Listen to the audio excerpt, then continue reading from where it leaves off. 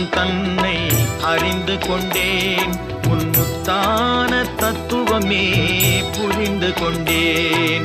முருகா உன் குணம் தன்னை அறிந்து கொண்டேன். உன் முத்தான தத்துவமே புரிந்து கொண்டேன்.